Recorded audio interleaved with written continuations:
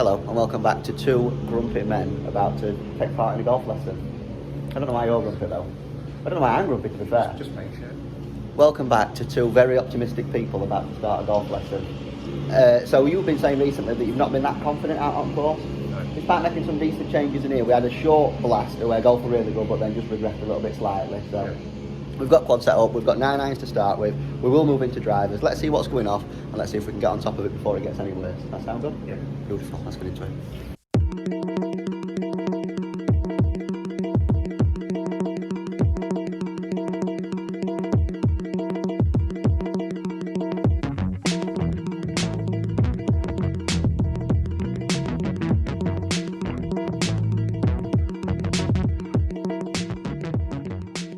Right then, so in a nutshell, inconsistencies are being dictated by strike. When your strike moves around, that's what's doing you. We've noticed that when you hit it good, so let me pull up some shots. Let's go. So this was the batch of shots that we hit with the 9-iron. So you can see when we control strike, it's all well and good. When strike drops off, we lose distance. The bad strike tends to be a thin, doesn't it? Yeah. And that costs us about 8 to 10 yards worth of distance. So what we've done is I've sprayed up Piers' 7-iron now.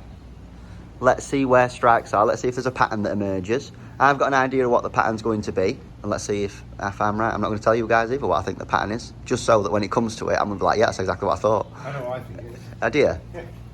Right. Just low. Is that what your idea is? It's fairly centralised, but low. Okay.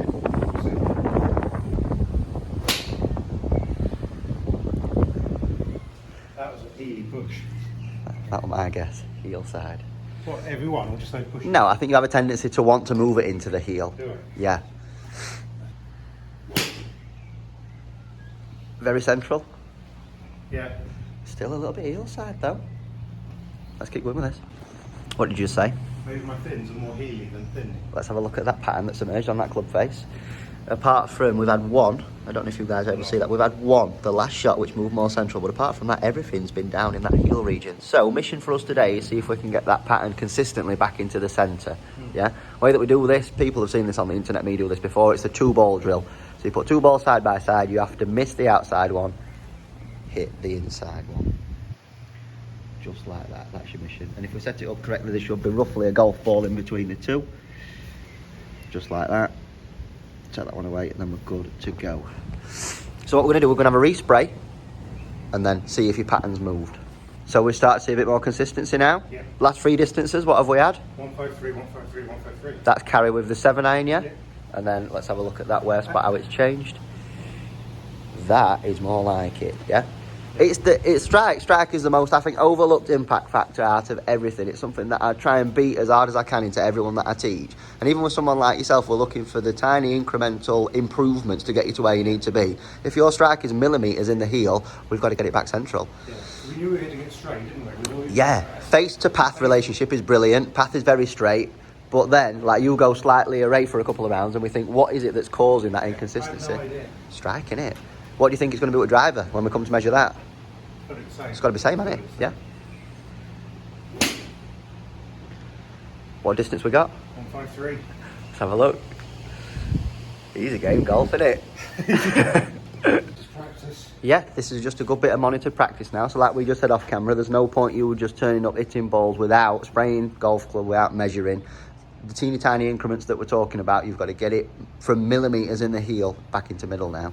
And I think the best way to do it is just practice hitting it out at toe a few times. We obviously put that 2-ball drill in place to help you do that.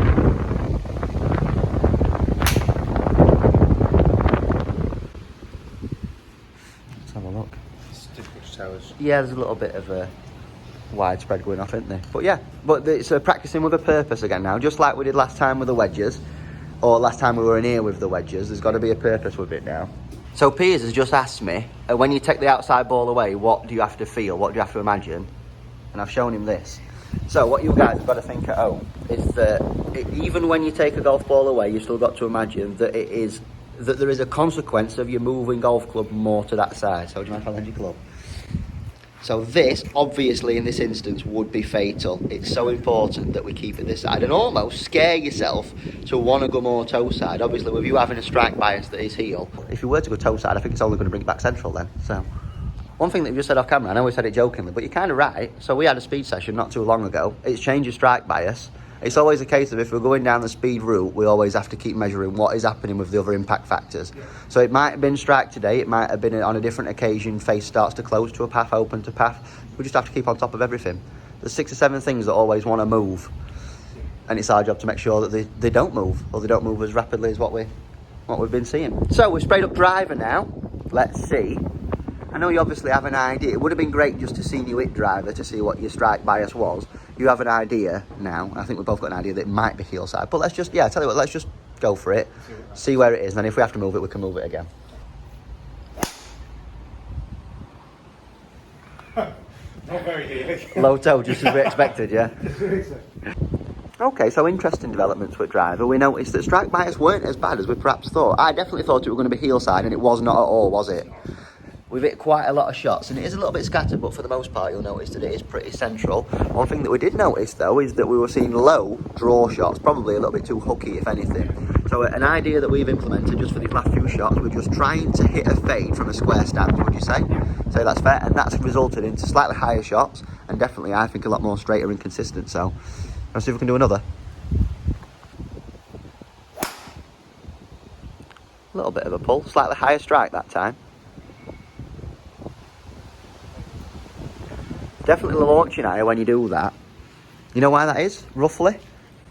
I presume it's the loft I'm presenting. Yeah, so let me show you. So if I'm opening a bit more loft. Of course, yeah, as soon as we start to twist the club round this axis, if we were to shut it down, we're going to lose loft. If we're going to keep it twisted open, we're going to add loft. Effectively, you're not twisting it open, you're just not closing it. Okay. Yeah? But for time being, to get you back to that straight neutral ball flight, fade is the feeling. Perfect. That's best drive you've hit today, that, and let's have a look at that distances and stuff. So we've got 252, your longest carry, launching at about 14.4, which is perfect, spinning at 2.1. That is as good as you've hit it today. Yeah.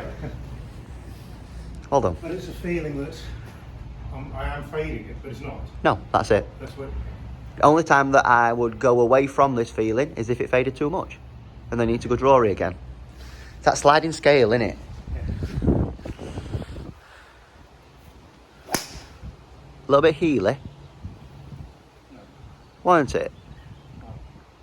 Possibly. There's quite a lot of marks on there. Yeah, hard to tell. Yeah, I think that's a bit of a fairway finder, but again, so much more suitable. And I think because you're presenting a more appropriate loft now by not shutting face down, we're seeing much more appropriate heights, aren't we? Because your driver is 12 degrees, it shouldn't be going low at all, should it? Belter. That would brilliant. That could be another big one, that, couldn't it? 252 again, slightly lower spinning that time. Ball could have affected that, but launching at 18, so much more appropriate. Some of those lower ones were probably launching about 10, 9. Yeah. Definitely. Good then. What were you saying? Good to know. Good to know. So I had no idea what's been going on the last 3 or 4 rounds. Obviously, I'm just sitting into heel. Of course. I seem to have an idea that it would be a similar thing with both clubs, but it weren't. So strike with driver is good. You've got to make sure that it's a fadey feeling. Yeah. And with the irons, get it out the heel and get it more into the middle.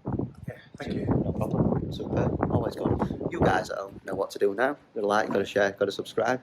I'll see you in the next one. Laters.